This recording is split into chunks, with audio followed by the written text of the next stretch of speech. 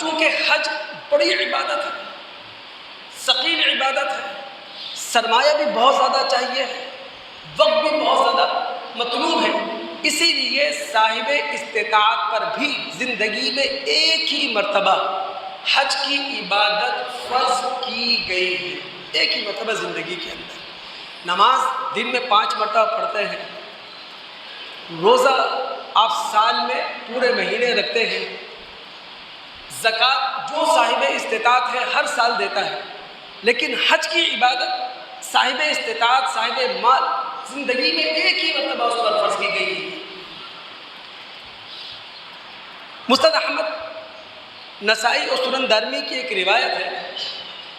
ابن عباس رضی اللہ تعالیٰ عنہ اس روایت کے راوی ہیں،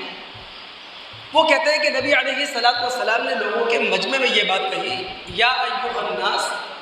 ان اللہ کتب علیکم الحج، اے لوگوں اللہ رب العالمین نے تم پر حج کی عبادت فرض کر دی ہے۔ مجمع کے اندر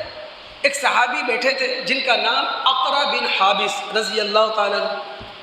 وہ کہنے لگے اللہ کے رسول صلی اللہ علیہ وسلم افی کل عام، کیا حج کی عبادت ہر سال ہم پر فرض ہے؟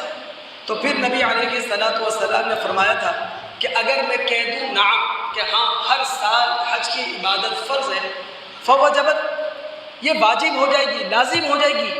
لیکن اس کے وجوب کو ادا کرنے کی استطاعت تمہارے پاس نہیں ہے۔ الحج مرہ، حج صاحب استطاعت شخص پر زندگی میں صرف ایک مرتبہ فرض ہے، فمن زادہ، اور اگر کوئی شخص